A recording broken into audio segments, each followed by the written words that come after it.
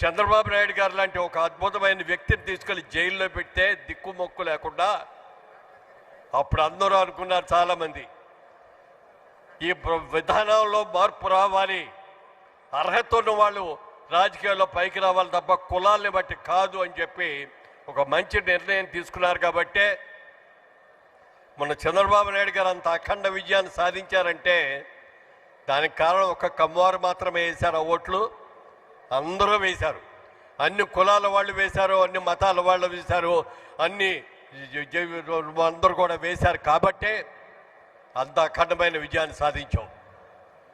ఇవాళ రోజున ఒక ఎన్టీ రామారావు గారు, ఒక చంద్రబాబు నాయుడు లాంటి వచ్చిన తర్వాతనే అంతకుముందు కమ్మవారు అంటే వ్యవసాయానికి మాత్రమే పరిమితం అయ్యి పరిశ్రమలకు మాత్రమే పరిశ్రమైనటువంటి వాళ్ళు రాజకీయాల్లోకి వచ్చారు అంటే దానికి ఎన్టీ రామారావు గారు, చంద్రబాబు నాయుడు గారే ముఖ్య కారణం అని నేను చెప్పగలను. తమిళనాడు నుంచి కూడా మన సోదరులు వచ్చారు, ఎంపీ గారు కూడా. తమిళనాడులోకి వెళ్ళి చూస్తే దాదాపుగా 40% మంది తెలుగు వాళ్ళు ఉన్నారు తమిళనాడులో. ముఖ్యంగా కోయంబత్తూరు చూసుకుంటే అక్కడ ఇండస్ట్రీ జీడి నాయుడు గారు లాంటి గొప్ప ఇంజనీర్ లాంటి వాళ్ళు కానీ, లక్ష్మీ ఫిల్మ్స్ కానీ, లక్ష్మీ మిల్స్ కానీ, పిఎస్జీ మిల్స్ కానీ, ఇవన్నీ కూడా ఎన్నో ఇండస్ట్రీస్ అక్కడ పెట్టిన వాళ్ళందరూ కూడా మన ఆంధ్రప్రదేశ్ నుంచి, తెలుగు రాష్ట్రాల నుంచి ఎప్పుడో 3-4 తరాల క్రితం అక్కడికి వెళ్ళిపోయి సెటిల్ అయిన వాళ్ళందరూ అద్భుతంగా ఉన్నారు. నేను సినిమా ఇండస్ట్రీకి వెళ్ళకముందు నా వ్యాపారం విజయవాడలో చేసుకుంటూ ఉండేవాడిని. అప్పుడు మా మోటార్లన్నీ కూడా మాకు కావాల్సినవి అగ్రికల్చర్ పంప్సెట్స్ అన్నీ కూడా కోయంబత్తూరు నుంచే వచ్చాయి. మేము కోయంబత్తూరు వెళ్ళాను ఒకసారి. వెళ్తే ఆ ఇండస్ట్రీ ఆయన మేనేజర్, మా ప్రొపరేటర్ గారు మా ఇంటికి లంచ్కి రండి అని చెప్పి ఇంటికి తీసుకెళ్ళారు. ఆ ఇల్లాలు చాలా చక్కగా కమ్మటి భోజనం పెట్టింది. పెట్టిన తర్వాత ఆవిడ ఒకటే మాట అంది, అయ్యా సిగ్గు లేకుండా ఏం కావాలో అడుక్కొని తినండి అంది ఆవిడ ఒక మాట. నాకు నవ్వు వచ్చింది. ఇదేమిటమ్మా ఇలా అన్నారు అనుకుంటే, బాబు మేము ఎప్పుడో తెలుగు రాష్ట్రాలను వదిలేసి వచ్చాం, మా తెలుగు మీ తెలుగులాగా ఉండదు, మీరందరూ కూడా ఏమీ సిగ్గుపడకుండా కావాల్సింది అడిగి పెట్టించుకోండి అని మేము చెప్పేమే తప్ప మరొకటి కాదు అని చెప్పారు. అట్లా స్లాంగ్స్ అని మార్పు ఉండొచ్చేమో కానీ మరొకటికి మార్పు కాదు అని చెప్పి తెలియజేస్తున్నాను. ఈనాడు ముఖ్యంగా కేజీఎఫ్ కమ్మా గ్లోబల్ ఫెడరేషన్ అనేది ఈ సంస్థను ప్రారంభించినందుకు చాలా చాలా సంతోషంగా ఉంది. కుసుమ్ కుమార్ గారిని మనస్ఫూర్తిగా అభినందిస్తున్నాను. ఒక మంచి ఆలోచన. ఎన్నో దేశాల్లో, ఎన్నో రాష్ట్రాల్లో కమ్మ సంఘాలు ఉన్నాయి, కానీ ఇవన్నీ కలిపి ఒక కూటమిలాగా కలిసి రావడం అనేది మంచిది అని ఆలోచనతో చేశారు. దీన్ని ఇంకా సక్రమంగా వినియోగించుకుంటే రాబోయే రోజుల్లో మన బలం ఏమిటో, మన స్ట్రెంగ్త్ ఏమిటో, మన అవకాశాలు ఏమిటో కూడా అందరికీ తెలియజేయడానికి అవకాశం ఉంటుంది. ఇందాక రేవంత్ రెడ్డి గారు అన్నట్టుగా ఎక్కడ పాటి మట్టి ఉంటుందో, ఎక్కడ నీటి వస్తుంటుందో అక్కడ కమ్మవాడు ఉంటాడని చెప్పే మాట 100కి 100 పాళ్ళు నిజం.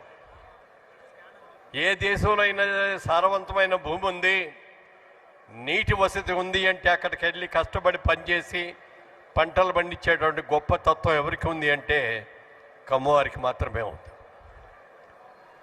ఒకానొక సందర్భంలో తానా మహాసభలు జరిగినాయి అట్లాంటాలో. ఆ రోజున రామోజీరావు గారిని కీనోట్ స్పీకర్గా అక్కడికి ఇన్వైట్ చేశారు. అప్పుడు రామోజీరావు గారు ఒక మాట చెప్పారు, మన ఆంధ్రదేశం నుంచి బాగా చదువుకొని డాక్టర్లుగానో, ఇంజనీర్లుగానో, ప్రొఫెసర్లుగానో, వ్యాపారస్తులుగానో బయటకు వచ్చిన వాళ్ళు చాలామంది ఉన్నారు అమెరికాలో. ఇక్కడ చాలామంది సభలో డాక్టర్లు ఉన్నారు కాబట్టి ఈ డాక్టర్లకందరికీ నేను ఒక ఛాలెంజ్ చెప్తున్నాను. నేను ఒక వ్యక్తిని తీసుకొచ్చి ఈ వేదిక మీద నిలబెడతాను. మీరు ఏ వైద్య పరీక్షలు చేస్తారో చేసి అతను ఏ కులంలో పుట్టాడు, ఏ మతంలో పుట్టాడు అనేది చెప్పగలరా అని అడిగారు ఆయన.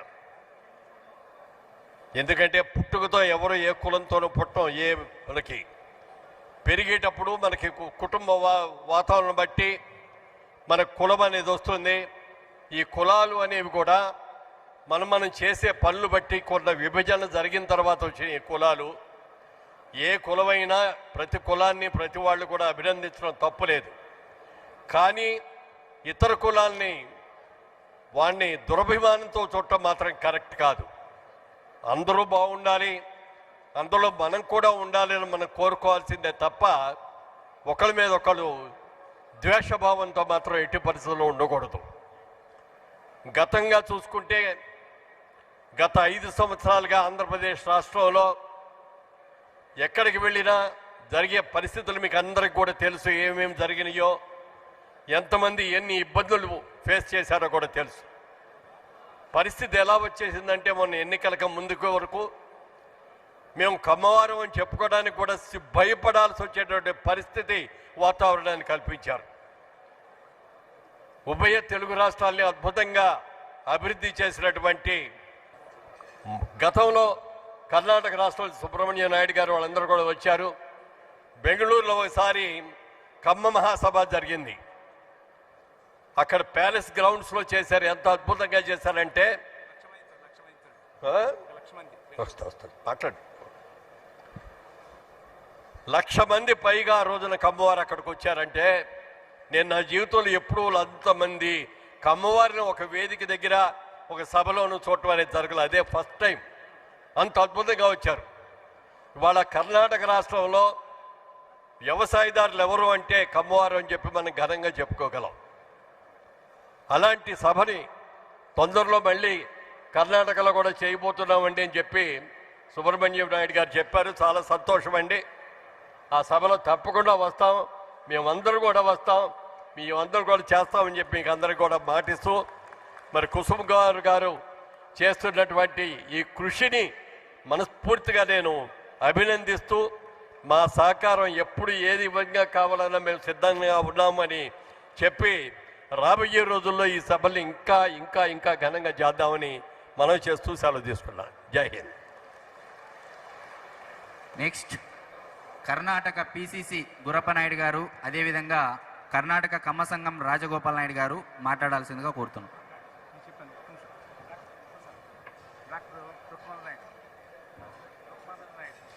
డాక్టర్ రుక్మానంద నాయుడు గారు వేదిక మీదకి రావాల్సిందిగా కోరుతున్నాం.